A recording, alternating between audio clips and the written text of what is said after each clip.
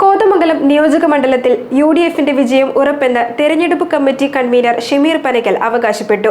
5 അക്ക ഭൂരിപക്ഷം ലഭിക്കും. CPMന്റെ ശക്തി കേന്ദ്രങ്ങളിലുൾപ്പെടെ UDF വോട്ട് വർദ്ധിപ്പിച്ചിട്ടുണ്ട്.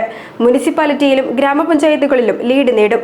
UDF മുന്നോട്ട് വെച്ച വിഷയങ്ങൾ വോട്ടർമാർ ചർച്ച ചെയ്യുകയും ഏറ്റെടുക്കുകയും ചെയ്തതിന്റെ പ്രതിഫലനം ഫലത്തിൽ ഉണ്ടാകുമെന്നും ഷമീർ പനക്കൽ വ്യക്തമാക്കി.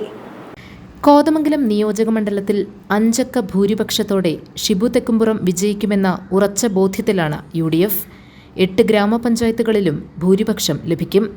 CPMന്റെ കോട്ട എന്ന് അവകാശപ്പെടുന്ന നെല്ലിക്കുഴിയിലും UDFന് ലീഡ് ലഭിക്കുമെന്നാണ് UDFന്റെ വിലയിരുത്തൽ. മുനിസിപ്പാലിറ്റിയിൽ ഇതിനു മുമ്പ് ഒരിക്കലും ഉണ്ടാകാത്തത്ര ഭൂരിപക്ഷം ഷിബു തെക്കുംപുറത്തിന് ലഭിക്കുമെന്ന് തെരഞ്ഞെടുപ്പ് കമ്മിറ്റി കൺവീനർ ഷമീർ പനക്കൽ പറഞ്ഞു. കോതമംഗലം നിയോജക മണ്ഡലത്തിലെ 8 ഗ്രാമപഞ്ചായത്തുകളിലും പ്രത്യേകിച്ച് വന്യമൃഗങ്ങളുമായി ബന്ധപ്പെട്ട പ്രശ്നങ്ങളുള്ള 5 ഗ്രാമപഞ്ചായത്തുകളും അടങ്ങുന്ന 8 ഗ്രാമപഞ്ചായത്തുകളിലും UDFന് വ്യക്തമായ ഭൂരിപക്ഷം ഈ തെരഞ്ഞെടുപ്പിൽ ഉണ്ടാകും.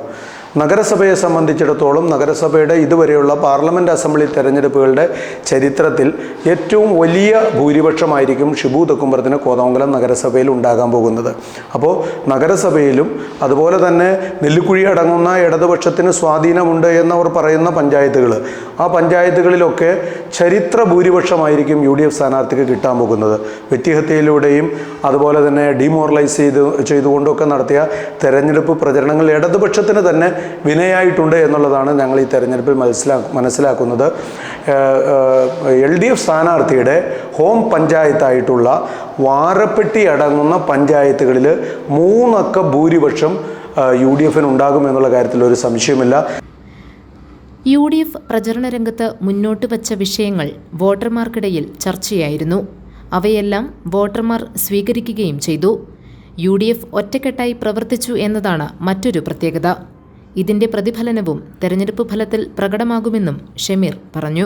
തെരഞ്ഞെടുപ്പ് നമുക്ക് കഴിഞ്ഞ 2 തെരഞ്ഞെടുപ്പുകളിലും അസംബ്ലി തെരഞ്ഞെടുപ്പുകളിലും UDFനെ സംബന്ധിച്ചിടത്തോളം കൈവിട്ടുപോയ ഒരു മണ്ഡലമാണ് കോതമംഗലം.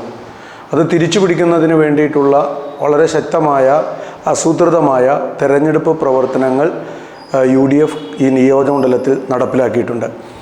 അതിൻ്റെ ഒരു റിസൾട്ട് എന്നോണം ആദ്യഘട്ടത്തിൽ ഞങ്ങൾ തെരഞ്ഞെടുപ്പ് പൂർത്തീകരിച്ച ആദ്യഘട്ടത്തിലെ വിലയിരുത്തൽ നടത്തുമ്പോൾ ഈ നിയോജകമണ്ഡലത്തിലെ UDF സ്ഥാനാർത്ഥി 5 അക്ക ഭൂരിപക്ഷത്തിന് തിരഞ്ഞെടുക്കപ്പെടുമെന്നുള്ള കാര്യത്തിൽ ഞങ്ങൾക്ക് ഉറച്ച വിശ്വാസമാണുള്ളത്.